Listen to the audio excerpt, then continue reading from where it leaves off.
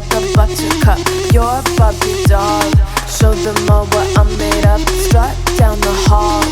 Won't stop till I get enough. You know, it's funny, even for me, someone who's like totally fascinated by planes, hearing about another crash, it almost feels routine. Yeah. But this one near Fullerton Airport, hitting a furniture building of all things, that really caught my eye. Yeah.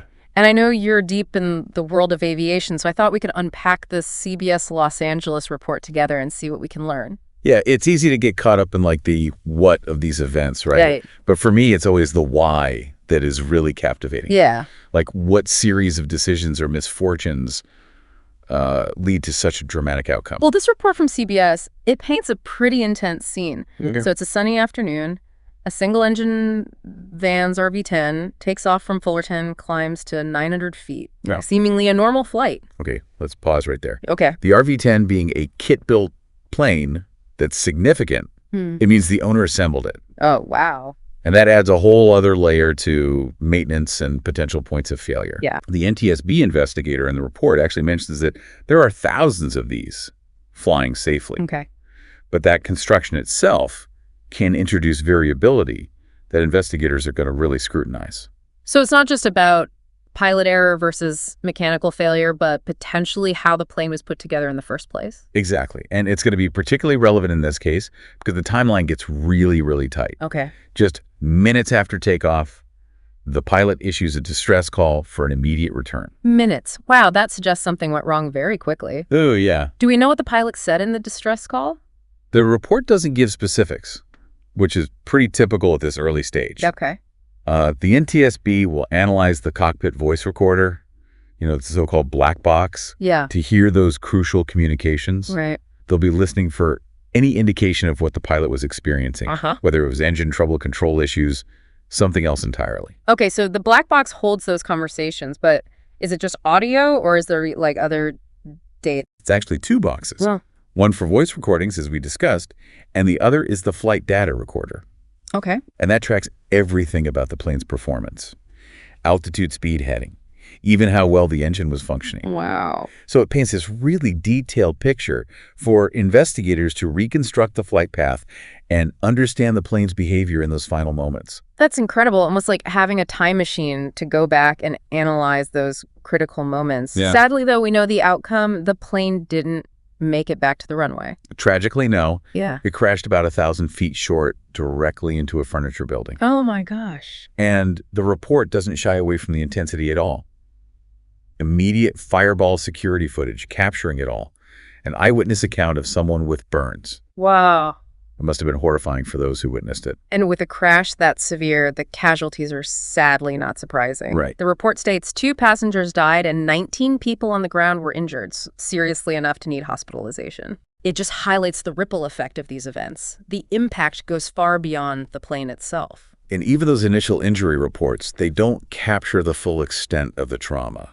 Yeah. You know, we have to consider the psychological impact on survivors, Sure. the first responders who dealt with the immediate aftermath, Of course. even the community dealing with the disruption of a building being red tagged and evacuated. It's a sobering reminder of the human cost involved, and there's another layer to this that makes it even more unsettling. Okay. This wasn't the first crash at Fullerton Airport recently. Just 2 months ago, another small plane went down, though thankfully with fewer casualties. Right. So that prior incident immediately raises questions for investigators.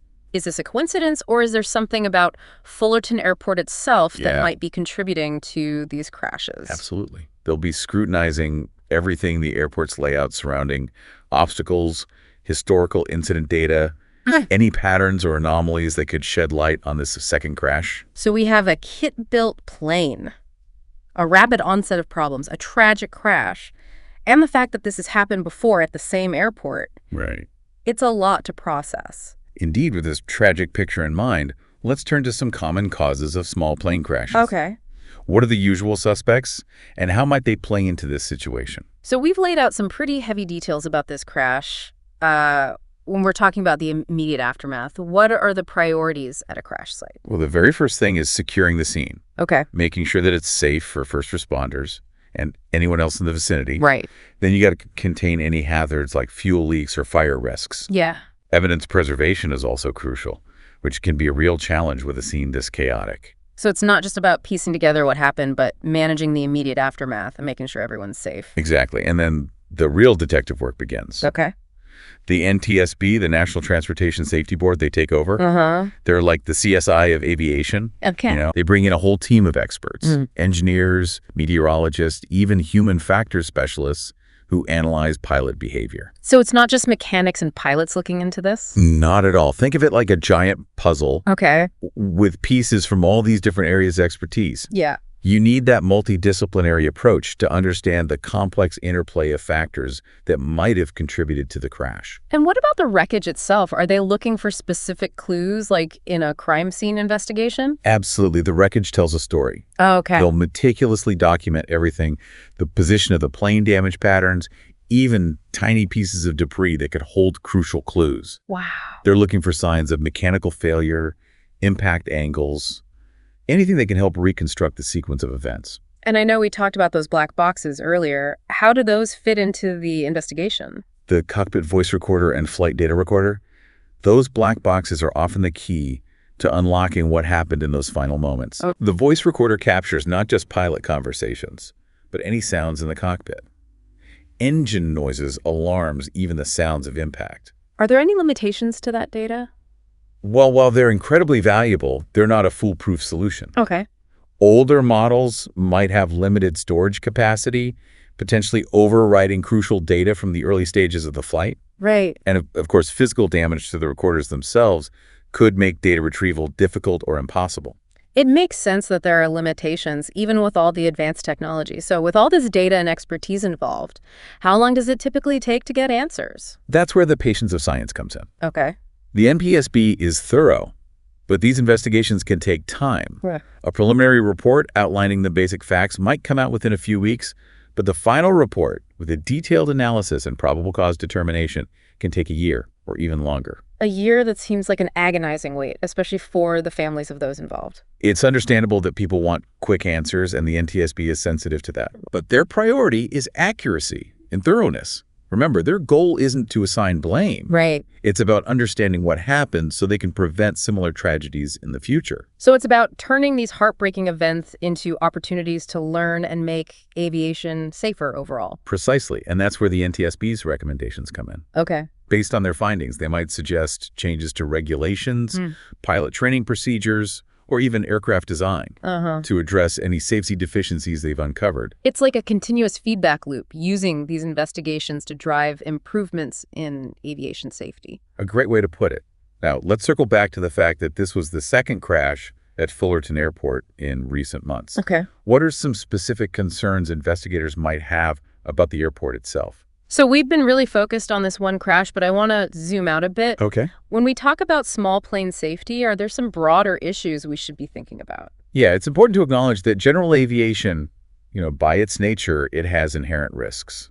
Unlike commercial airlines with rigorous maintenance schedules and highly trained crews, small plane operations often have more variability. Right, and I imagine the fact that many small planes are flown by private pilots who might not have the same level of experience as commercial pilots adds another layer of complexity. Yeah, it's not about painting all private pilots with the same brush. Right. Many are incredibly skilled and responsible. Sure. But statistically speaking, pilot error is a significant factor in these accidents. Okay. And that's where training and ongoing proficiency become really crucial. So it's not just about getting your pilot's license, but about continuous learning and staying sharp on your skills. Exactly. Think of it like a doctor or a lawyer. Okay. Constantly updating their knowledge to keep up with the latest advancements and best practices. Right. For pilots, that means recurrent training flight reviews and staying up to date on safety updates and procedures. And what about just the decision-making aspect of flying? Yeah. I imagine there's a lot of judgment involved in assessing risks and making those gonna-go calls. You've hit on a really crucial point. A pilot's ability to assess weather conditions, mechanical issues, and even their own physical and mental state is paramount. Yeah. And that's where pilot culture comes in. What exactly does pilot culture mean in this context? It's about fostering an environment where safety is truly the top priority. Okay. It's about pilots feeling comfortable speaking up if they have concerns, questioning decisions, and always prioritizing a safe outcome over any other pressure, whether it's time constraints or just the desire to complete a flight. So it's about individual responsibility, but also a collective commitment to safety within the aviation community as a whole. Precisely. Organizations like AOPA, the Aircraft Owners and Pilots Association, and EAA, the Experimental Aircraft Association, they play a vital role in promoting this culture. They offer safety seminars, advocate for policies that enhance general aviation safety, and provide a platform for pilots to share knowledge and best practices. That makes a lot of sense. Now, shifting gears a bit, what about the planes themselves? Are there technological advancements that are making small planes safer? Absolutely. Advances in avionics like GPS navigation systems and traffic avoidance systems have really revolutionized situational awareness for pilots. And we're seeing newer aircraft incorporating features like angle of attack indicators, which can help prevent stalls, a leading cause of accidents. Can you explain what a stall is for those of us who aren't pilots? Sure. Imagine the wing of an airplane is like your hand held out of a car window. Okay. If you tilt your hand up at too steep an angle, the airflow gets disrupted and you lose lift. Oh, I see. That's essentially what a stall is. Yeah. The wing loses its ability to generate lift and the plane can suddenly drop. Wow. An angle of attack indicator warns the pilot if they're approaching this critical angle, helping them avoid a stall. That's a great analogy. So technology is playing a role, but even with all these advancements, there's always going to be some level of risk involved, right? That's the reality of aviation, and that's why anyone considering flying in a small plane should be an informed consumer. Choosing a reputable operator with a strong safety record, ensuring the pilot is experienced and qualified, being aware of weather conditions, all important considerations. So it's about being a proactive and responsible passenger, not just blindly trusting that everything will be fine. Exactly, and never hesitate to ask questions or voice concerns. If something doesn't feel right, trust your instincts. Your safety is paramount. As we wrap up this deep dive, what are some key takeaways you hope our listeners will remember? Well, first, while these accidents are tragic, they are often preventable. Understanding the factors at play, both human error and mechanical issues, is crucial. Second, investigations are vital for learning from these events and making aviation safer. And lastly, for those flying in small planes, choose reputable operators, be informed, and prioritize safety above all else. This deep dive has been so insightful. I'm sure our listener who requested it is feeling much more informed. Before we go, I do want to reiterate that while we focused on the serious side of small plane aviation, there's a tremendous amount of joy and freedom that comes with it too. Absolutely. General aviation offers incredible opportunities for personal enjoyment, exploration, and connection. But like any activity that involves risk, it's crucial to approach it with respect, preparation, and a commitment to safety. Well said. For our listeners who want to delve even deeper, I recommend checking out the NTSB website for detailed accident reports and safety recommendations. You can also explore resources from organizations like AOPA and EAA to learn more about general aviation safety. Knowledge is power when it comes to aviation safety. Couldn't agree more. And on that note, we'll wrap up this deep dive. Thanks for joining us on this journey of exploration and understanding. Until next time, stay curious and fly safe. Sound the alarm. I'm coming up. We'll have a ball. I'm sweet like a buttercup. You're a Barbie doll. Show them all what I'm made of. Strut down the hall. Won't stop till I get enough.